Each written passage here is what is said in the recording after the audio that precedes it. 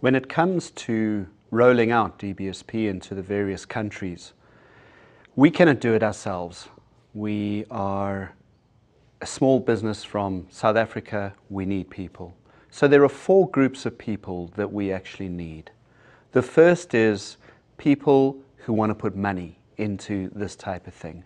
The second is people in the countries with whom we can work. The third are people outside of the countries or organizations outside of the countries that have contacts within the countries in which we work. And the fourth group of people is the trainers that we will train. And each of these plays a very, very important role in rolling out the DBSP in the various countries in which we go. Let's talk about the funding first. Because we are targeting the poor and the poorest of the poor, they don't have the wherewithal to pay for their training, and it does cost a bit of money.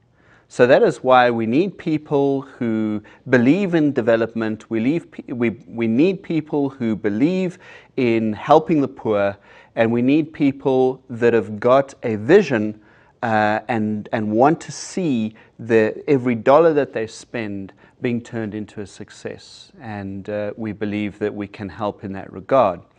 Secondly, we need people on the ground in the country. What we're trying to achieve is to roll out a franchise in such a way as they become autonomous from DBSP International, from the parent body, where they run things on their own. They have their own fundraising mechanism. They have their own abilities to make contacts. They have their own management skills, this type of thing. So we're looking for organizations within a country that can set the whole thing up. The third is because we don't know those organizations in the countries, we're going to need some kind of an intermediary group who has those contacts in the various countries and who can put the thing together. So that's the third group, and the fourth group is the trainers that I'll talk about in a few minutes. But how exactly do we roll out the training in a new country? Well, there are 3 basic steps that we take. The first is to come in and to run a pilot program. And that pilot program is hugely important because it is within that program that we contextualize the materials properly. We make sure that everything works. Make sure that the outcomes that we're trying to achieve can be achieved by the very training that we do.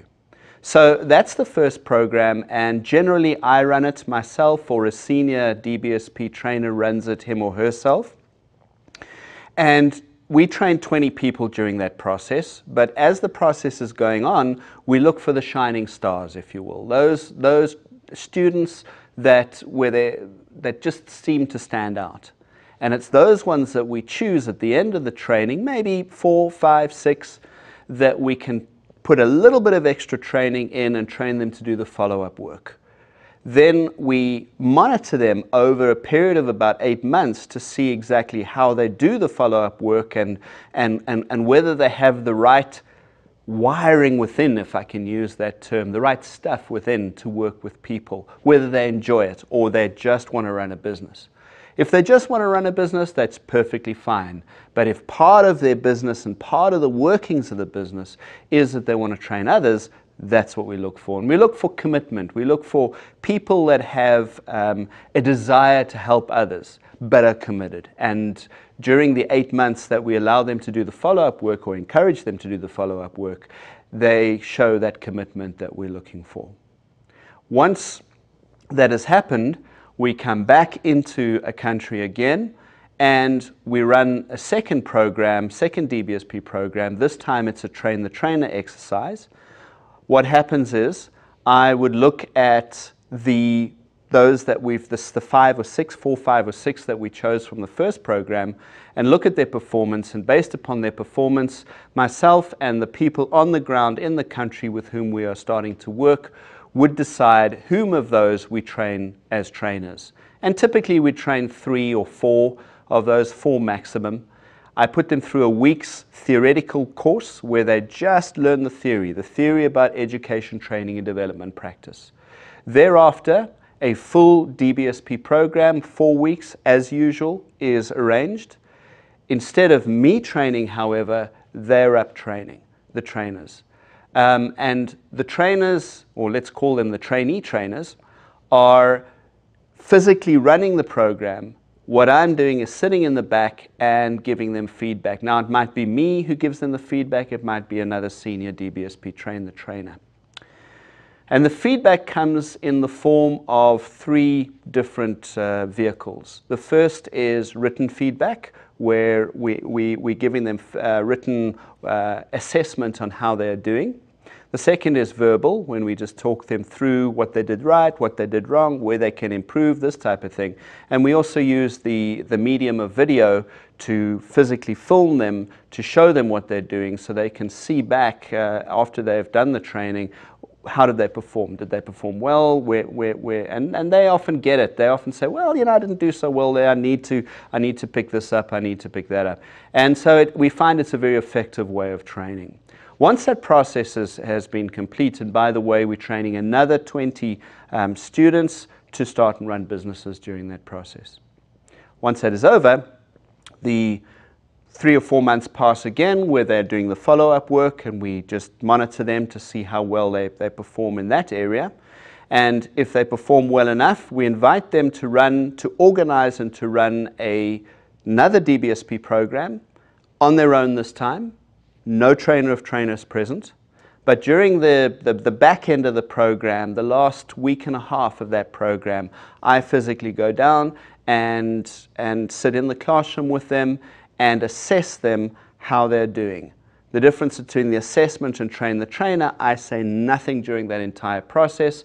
At the end, call them in, sit down with them, each one separately that is, and give them the assessment and the notes on how they've done during the assessment. Should they perform to the right level to the correct level of competence and confidence, should they show that level of confidence, we give them a license to train the program. Whilst that is all happening, that stage 1, stage 2, stage 3, so the pilot, the trainer, and the assessment, I would be working with the people on the ground in the country in terms of setting up an organization. This would be an organization called DBSP, and the country name thereafter. So for instance, if it's Mali, it would be DBSP Mali. If it's Niger, DBSP Niger. And I would be working with them in terms of setting up this organization as a not-for-profit vehicle that would be licensed with the correct authorities, the governments, and that type of thing, through which they can run the DBSP in the future. And so it is hoped that once we have finished all the training, that we can dovetail the development of the organization and the trainers and be ready to start training the first group of trainers without DBSP International's assistance. So having talked about the model, let's talk about some of the challenges faced in the model.